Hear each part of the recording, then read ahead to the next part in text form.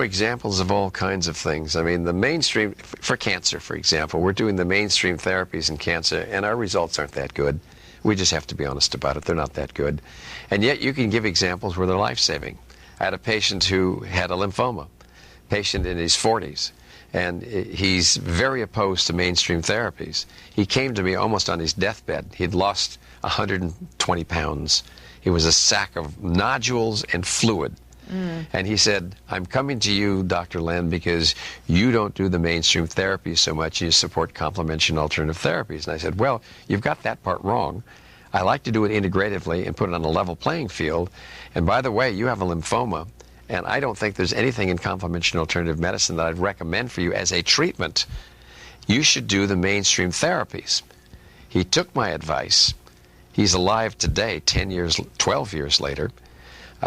Weighs his usual 250 pounds again and is working full-time. Well, the thing about it is that he trusted you because he knew that you knew about alternative therapies. Well, that's right. And yet you recommended it, whereas if he had gone to an oncologist, he probably wouldn't have trusted him, but he trusted you. So he did the mainstream.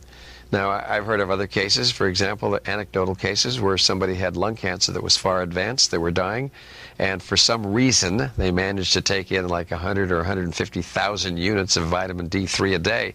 The cancer went away. You also had a patient that had ovarian cancer. What happened with that? They did surgery and there was still She had a huge cancer to the size that she looked 3 months or 4 months pregnant. The thing must have weighed about 10 pounds. And it finally became, she knew she had it, but she didn't want to treat it. So she had it removed, and there were metastases all over the place, and she says, I don't want to do any more mainstream therapies. I'm just going to make my own decisions and take my own responsibilities. Well, it's been 3 years. She's still alive, feeling well. And Go yet, figure. And yet, too, you know, there are many states in the United States that don't approve of complementary alternative medicine as a treatment for cancer. And all that is allowed is Western treatments like surgery and radiation and chemotherapy.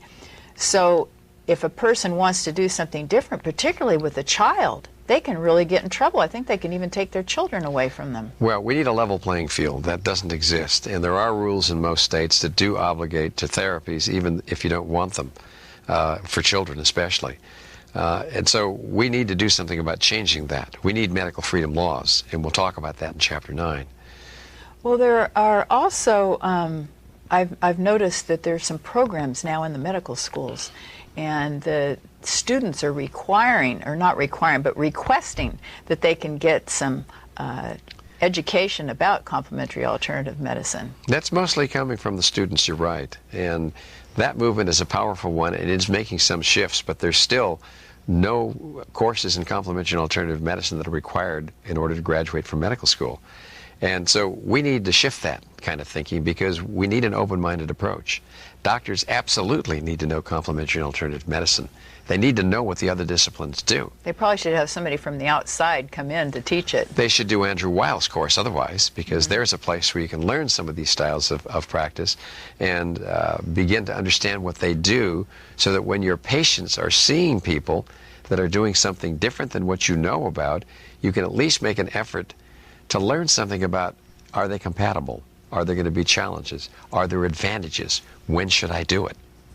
Okay, so moving right along, how about if we talk about now the holism and integralism, like when we talk about the whole person and the body, mind, and spirit, and how so often nowadays, Western doctors anyway, have to rush their patients through because there isn't enough time to pay attention to the whole person. Well, it's not just that. We purport to do holistic medicine, meaning look at the inseparable nature of body, mind, emotion, and spirit. That's all holism means. It's a very simple concept.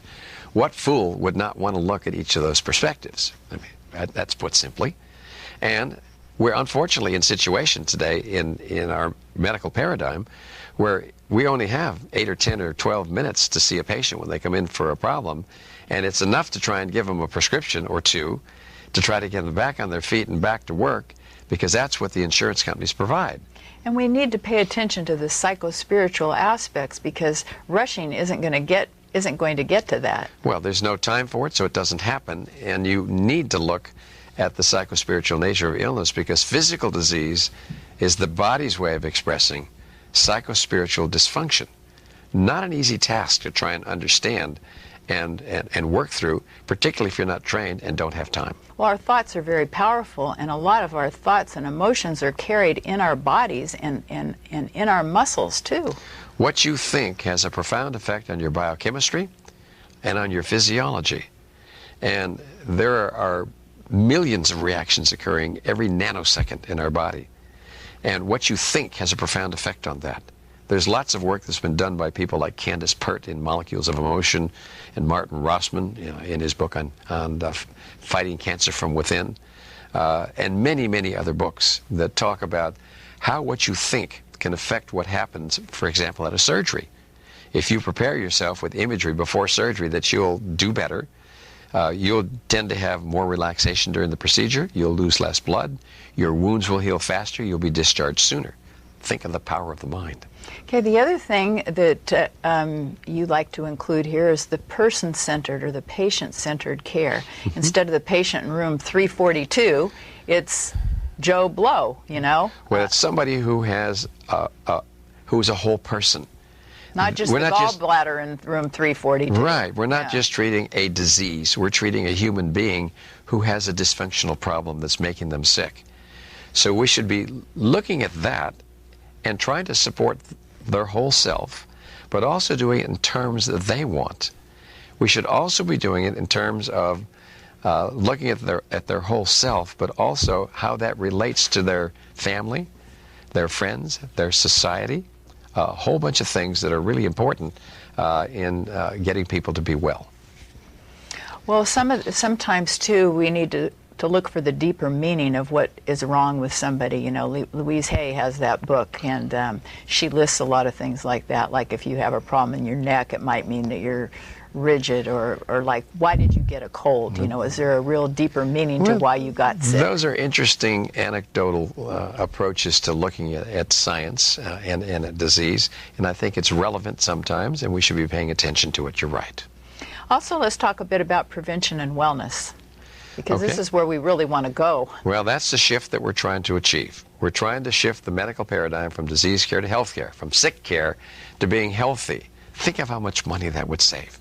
If we did a few simple things, we'd cut our $2.3 trillion budget down just with lifestyle changes alone, probably 80%. So prevention is where the answer is, wellness and prevention. And you know, one of the things that goes along with prevention is exercise, and Dean Ornish did a study, and he showed how powerful exercise is in the fact that it can actually change your DNA if you're predisposed, say, to getting cancer. Yeah, he did some wonderful studies in that with people with prostate cancer, and looked at, he biopsied them all. These were people who weren't going to surgery, and at the end of 3 months, he looked at those people who were on a healthy diet and those that weren't, rebiopsied them, found that their DNA had changed. The way their genes expressed for cancer had improved dramatically when they had a better diet, less stress, did yoga, did exercise. Well, the other thing is, too, is that we've done a really great job at polluting